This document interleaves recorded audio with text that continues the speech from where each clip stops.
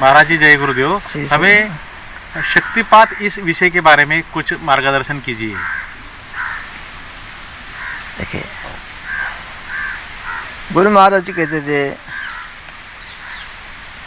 सबके अंदर तो शक्ति है, सर्वत्र परिपूर्ण है।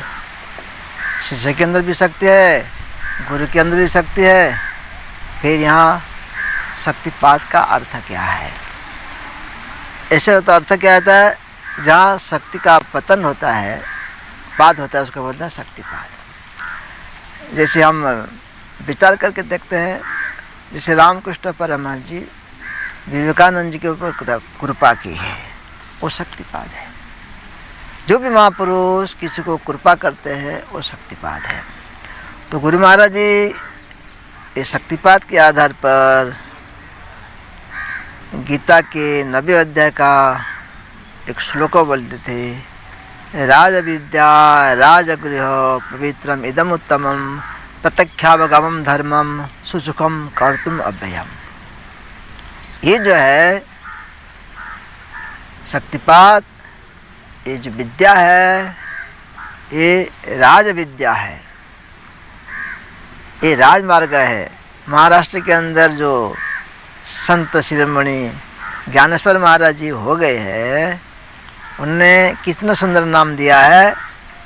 उन्होंने कहा है पंथराज।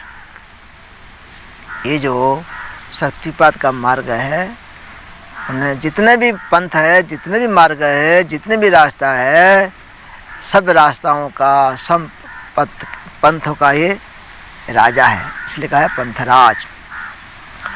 अब चित्त स्थिति के आधार पर देखते हैं पतन का जो अर्थ है, जो गुरु है उसकी उनकी चित्त की स्थिति उच्च है, और जो शिष्य है वो उसकी जो चित्त स्थिति है निम्न है। तो गुरु महाराज संकल्प करते हैं, जिसको हम कहते हैं शक्ति प्रदान करते हैं, कृपा करते हैं। उनके संकल्प से शक्ति शिष्य के अंदर प्रसारित होकर शिष्य के सुप्त शक्ति को जागृत करके वापस लौट जाती है।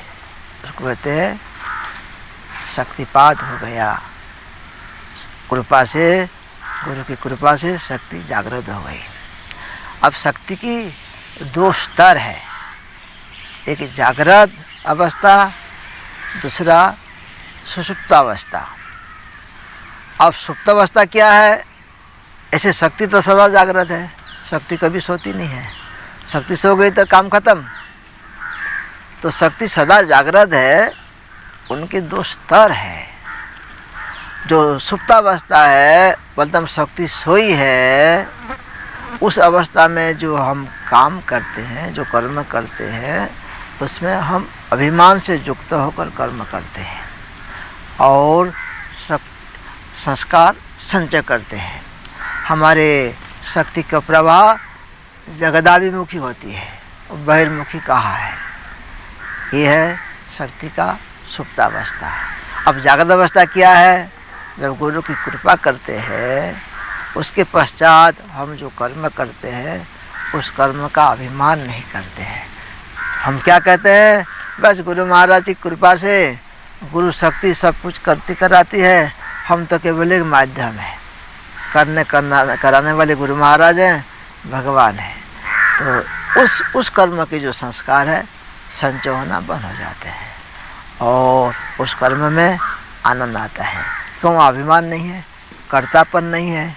हम दृष्टा भाव में सहज रूप में हर काम करते चले जाते हैं। उस कर्म के जो संस्कार तो संचित होते ही नहीं है, लेकिन कर्म में आनंद आता है। समझिए, जिस कर्म में हमको आनंद आता है, सेवा भाव से करते हैं, अभिमान रहित होकर करते हैं, गुरु महाराज जी के प्रति समर्पित होकर करते हैं, ईश्वर के प्रति समर्पित होकर करते हैं, उस कर्म में आनंद आता है। तो ये जो गुरु की कृपा है, शक्तिपात होने के पश्चात साधक को ये स्थिति प्राप्त हो जाती कि उसके जीवन के अंदर परिवर्तन आना शुरू हो जाता है। और ये गुरु की कृपा से, शक्तिपात से ही संभव है।